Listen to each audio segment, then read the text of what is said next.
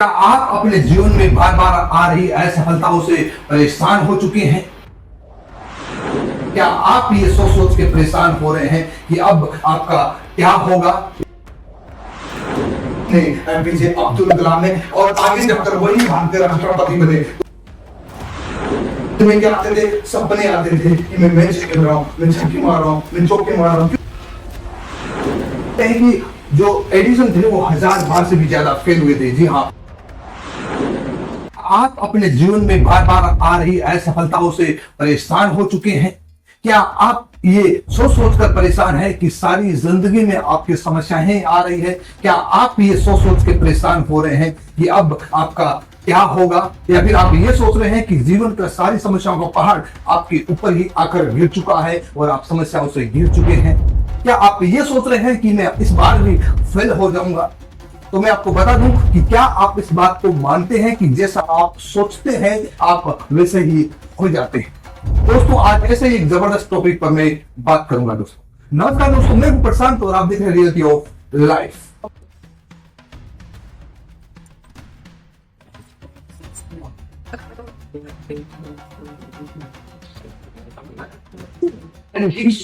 जैसा आप सोचते हैं वैसे ही आप बन जाते हैं। जैसा आप सोचते हैं वैसे ही आप बन जाते हैं। आज मैं बात करूंगा कॉन्शियस और सबकॉन्शियस माइंड की। क्या है कॉन्शियस और सबकॉन्शियस माइंड? जैसा आप सोचेंगे, जैसा आप कॉन्शियस माइंड में सोचेंगे वैसा ही सबकॉन्शियस माइंड एक्सेप्ट करेगा, और जैसा सबकॉन्शियस माइंड एक्सेप्ट करेगा वैसा ही आपकी बॉडी, आपका माइंड आपकी लाइफ में वो एक्टिविटी करने लगेगा, वैसा ही आप करने लगेंगे। दोस्तों यकीन मानिए, मैं आज बहुत सारी जबरदस्त एग्जांपल देने वाला हूँ। वो एग्जांपल समझकर आप मान लेंगे हाँ, जैसा हम सोचते हैं वैसा ही होता है, जैसा हम सोचते हैं वैसा ही होता है। दोस्तों मैं आज आपको एक शानदार एग्जांपल देने वाला हूँ। दोस्तों ध्यान से सुनिएगा मेरी बात को। दोस्तों आप जब साइकिल, मोटरसाइकिल, कार या कोई भी वाहन चलाना सीखते हैं तब आपको गेयर, ब्रेक, हर चीज पर ध्यान देना होता है। ऊपर नीचे आप देख रहे होते हैं कि अब गाड़ी कैसे चलानी है, कब क्लच दबाना है, कब ब्रेक दबाना है, कब क्या करना है। लेकिन एक वक्त के बाद जब पूरा फोकस आप उसके ऊपर डालते हो और जब आप गाड़ी सीख जाते हो और जब समय निकल जाता है उसके बाद आप उसमें देखो क्या मैजिक होता है। आप गाने सुनते हुए भी, म्यूजिक लगाते हुए भी, सुनते हुए भी आप आराम से चल रहे होते हैं और आपकी बॉडी वो फंक्शन कर रही होती है। जब आप साइकिल चला रहे होते हो तो आप देख रहे हो रहे होते हो और आपकी साइकिल आप चला रहे होते हो। जब आप बाइक चला रहे होते हो तो आपको पता है कभी कभी एक्सीडेंट होने वाला होता है कि आपका पैर ऑटोमेटिकली जाके उस पर ब्रेक लगा देता है। क्यों?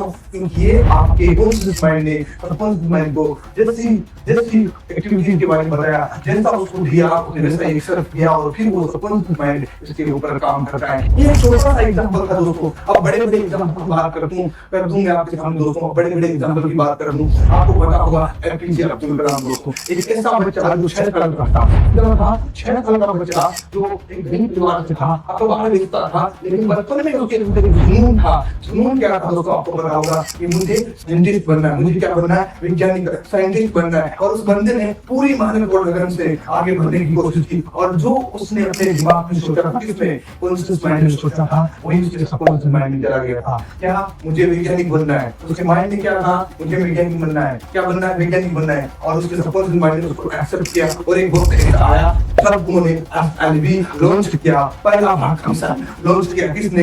एपीजे अब्दुल कलाम ने, और आगे जाकर वही भारतीय राष्ट्रपति बने। दोस्तों आज उनकी मिसाइल का नहीं देता है। क्यों? क्योंकि उन्होंने किसका यूज किया? सबकॉन्शियस माइंड का यूज किया। एक उदाहरण और देता हूं। सचिन तेंदुलकर 14 साल की उम्र में जब लोग गेंदबाजों से डरते थे, उस वक्त की बंदा उनसे जाता था, मैदान में चौके छक्के मारता था। वो कहते हैं कि जब मैं सोता था मुझे नींद में भी सपने आते थे। नींद में क्या आते थे? सपने आते थे कि मैं मैच खेल रहा हूँ, मैं छक्के मार रहा हूँ, मैं चौके मार रहा हूँ। क्यों दोस्तों? क्योंकि वो अपने माइंड में सोचता था और उसका सबकॉन्शियस माइंड उसको एक्सेप्ट कर लेता था। और जो सपने आते हैं वो कहाँ से आते हैं? सबकॉन्शियस माइंड में। सबकॉन्शियस माइंड में कोई लगाम नहीं है दोस्तों, उसको नहीं पता क्या हो रहा है क्या नहीं, लेकिन कॉन्शियस माइंड को पता होता है। चलिए दोस्तों, कॉन्शियस माइंड को समझते हैं। एग्जांपल जानते हैं, आप मान गए होंगे हाँ ये कॉन्शियस माइंड है, जैसे हम सोचते हैं वैसे ही हम जानते हैं। दोस्तों कॉन्शियस माइंड वो जो हम विचार कर सकते हैं, जिसमें सोच सकते हैं, जिसमें डिसीजन लेने की क्षमता होती है, वो क्या होता है? वो अपना कॉन्शियस माइंड होता है।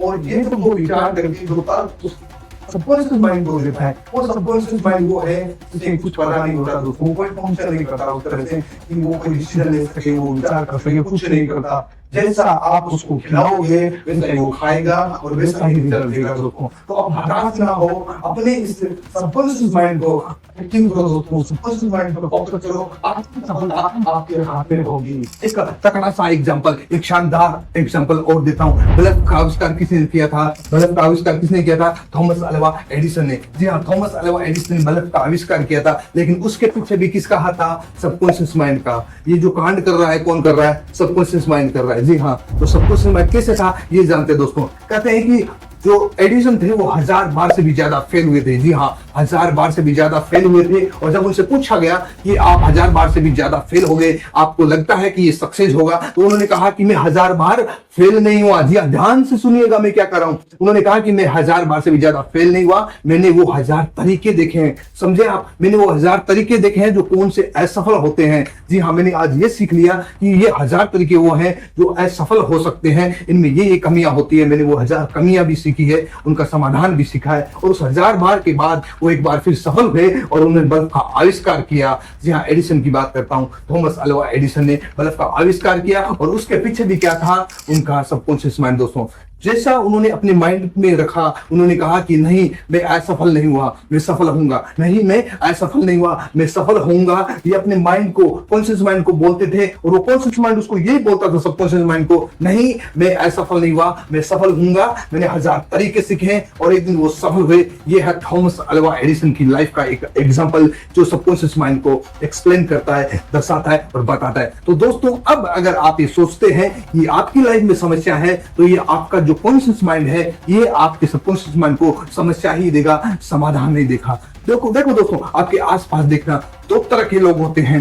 एक सोचता है पॉजिटिव, एक सोचता है नेगेटिव। जी हाँ, एक सोचता है पॉजिटिव और एक सोचता है नेगेटिव। पॉजिटिव सोचने वाला व्यक्ति असफल तो हो सकता है, जीवन भर असफल नहीं रहेगा दोस्तों।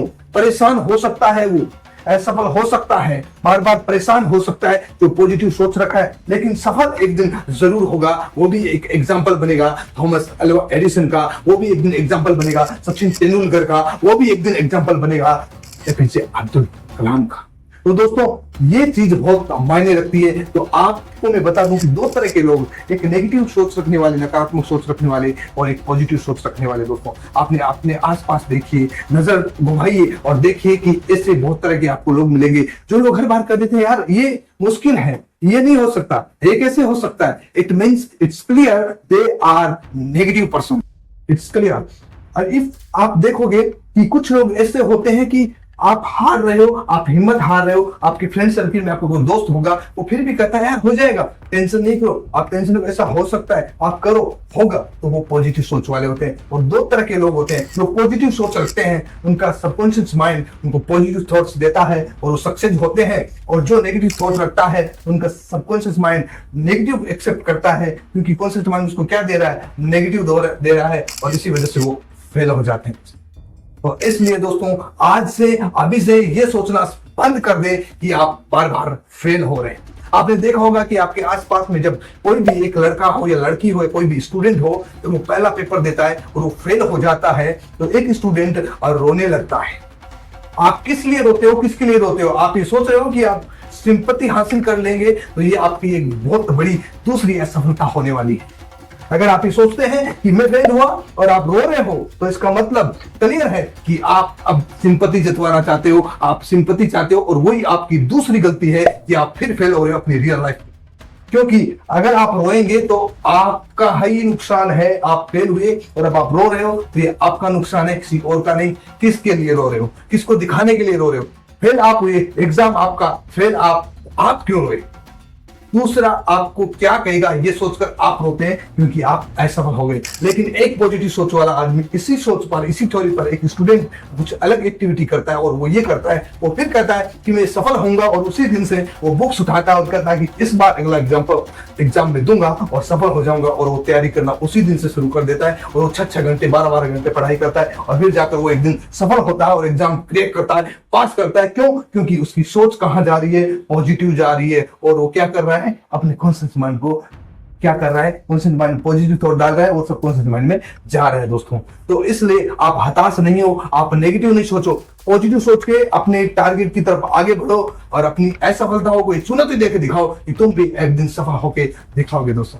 तो दोस्तों अंत में मेरी बात पे ध्यान दीजिएगा कि हार तो वो सबक है जो आपको बेहतर बनने का मौका देती है दोस्तों। जी हाँ, आपको बेहतर बनने का मौका देती है दोस्तों। मेरे साथ आपका दोस्त मिलेंगे। Thank you.